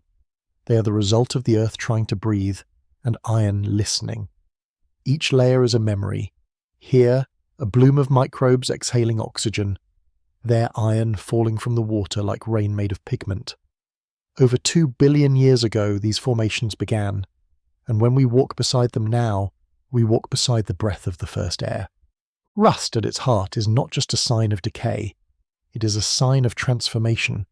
It marks the moment when something bound becomes free. When oxygen touches iron, it changes both. The metal becomes red, rough, vulnerable. The oxygen, once unseen, becomes visible. In rust, we see the fingerprints of chemistry, the evidence that two elements met, and that meeting mattered. As oxygen continued to rise, the oceans began to change. Iron, once so abundant in the water, began to vanish, bound into rust, and dropped into stone. The seas cleared. Blue began to shimmer where green had been. The sky, freed from the haze of volcanic gases and metals, turned the colour of breath. And still rust remained, not in the air, but in the bones of the planet. When life became more complex, it did not abandon iron. It embraced it. Hemoglobin, the molecule in blood that carries oxygen, holds an iron atom at its core. That atom binds to oxygen just long enough to carry it, then lets go. Every breath you take is coloured by this dance. Your blood is red because of rust. Not the flaky kind on old nails, but the elegant chemistry of iron and air. You carry in your veins the memory of oceans that turned red before they turned blue. And so the earth did not forget its pigment. It wove it into biology, into the oxygen we breathe, the strength of our blood, the colour of soil after rain. Iron became a bridge between stone and cell, between ancient water and modern breath. And rust, so often seen as ruin, became a record. Even now, when we see red earth or streaks of iron across a cliff, we are looking at a story older than trees, older than bones, older than breath itself. We are looking at the moment earth began to oxygenate, to bloom, to turn inward and outward at once. The colour is not bright, but it is deep, and it is not loud, but it does not fade. It is the colour of transformation, and it still clings to everything we are. Now let us wade deeper into the waters of that ancient transformation, where iron danced with oxygen in silence and red spread like a whisper across the seafloor. These oceans, long before any fin or scale, were alive with invisible movement. Microbes floated in the light that filtered down from above, unseen hands exhaling oxygen into a world not yet ready to hold it. But iron was waiting, and when the two met, the world turned red, layer by layer, moment by moment, without anyone there to see it. Yet those moments would shape everything that came after. The chemistry of rust is simple, but its meaning is not. Iron atoms, when touched by oxygen in the presence of water, rearrange themselves. They bind to oxygen and transform into iron oxide. The metal changes colour, texture and strength. What was once grey and hard becomes red and brittle. What was once invisible, oxygen, becomes visible in rust's colour. This meeting of elements, this soft corrosion, became one of the most powerful forces in Earth's history. For hundreds of millions of years, rust settled onto the ocean floor. It formed thick blankets of layered stone, banded iron formations, rich in iron, silicate and memory. These rocks now rise in cliffs and gorges, mined by humans for the same iron that once swirled through seas. But their story is more than economic. They are geological diaries, pages written in mineral, narrating how oxygen slowly changed the planet's pulse. These layers did not form all at once. They came in pulses, as the oxygen produced by microbial mats built up, reacted, and faded. There were times when oxygen surged, stripping iron from the seas, turning waters red, then clear. Then, as oxygen levels dipped again, iron returned. The layers record this back and forth like a tide of breath across epochs. They tell of struggle and balance, of a world finding its rhythm. Eventually, oxygen began to escape the oceans. It bubbled into the atmosphere. And for the first time, life faced a paradox. A gas that could sustain complex organisms was also toxic to many of the simpler ones. Oxygen was both a gift and a challenge. Some life adapted, some vanished. But with each passing age, more oxygen remained. The great oxidation event, slow, steady, almost imperceptible, had begun. On land, iron responded too. Rocks exposed to this new atmosphere began to redden. The first soils turned ochre and brown. Riverbeds carried rust-coloured sediment. The earth's surface changed, not with fire or quake, but with a new breath in the wind. The red deserts we now see, the iron-stained cliffs and stones, they are echoes of that first global shift. They are landscapes still breathing the story of rust. But the role of iron didn't end with the planet's surface. Life kept it close. Plants absorbed it through roots, needing it to form chlorophyll. Animals evolved molecules like hemoglobin and myoglobin, each centered on iron, to bind oxygen and carry it where it was needed. Without iron, cells cannot respire, muscles cannot work, minds cannot think. We are in many ways rust that breathes. The balance, though, is delicate. Too little iron and life falters, too much and it rusts from within. Organisms developed careful systems to manage it, proteins to transport, store and regulate. Ferritin wraps iron in a protective cage. Transferrin ferries it through the bloodstream. Iron became not just pigment, but code, a message life learned to pass along in careful doses, like fire carried from one hearth to another. And just as iron once regulated the early ocean's oxygen levels, it continues to regulate biological processes today.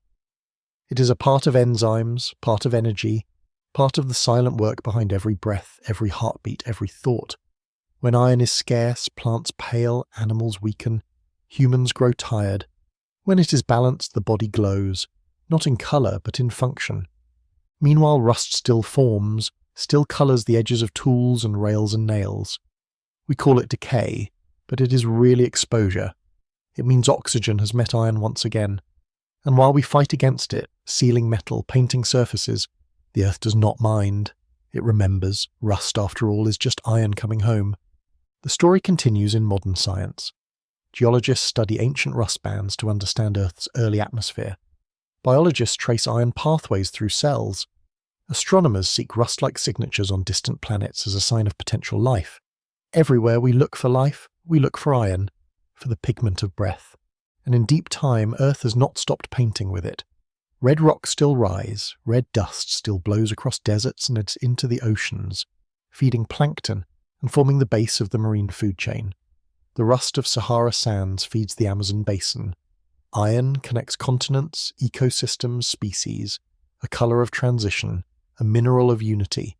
We carry this colour with us, in the blood in our veins, in the soil beneath our feet, in the memory of stones. It is a pigment of patience, of ancient chemistry, of invisible breath made visible again and again, not in brightness, but in depth. In the earth's long exhale, rust remains, the colour of what happens when air meets stone, and stone decides to change. And now we come to rest at the edge of the story, where the deep red of rust is no longer a mystery, but a memory woven into all that lives. The pigment that began in oceans, fell through time, and settled into stone did not fade. It transformed. It moved from seafloor to bloodstream, from cliffside to seed, from oxidation to expression. And even now, every breath we take carries the echo of that ancient reaction. Iron meeting oxygen, earth meeting air, change becoming colour. We often think of rust as decay. We see it on iron gates left too long in the rain, on tools forgotten in damp cellars, on nails once driven with force now dulled by time. But rust is not ruin, it is revelation. It shows us that nothing stays untouched, that even the hardest materials yield to breath, that air, invisible, gentle, patient, can turn stone into story. The rust-red soils of Mars tell us this truth too. A planet once wet, now dry.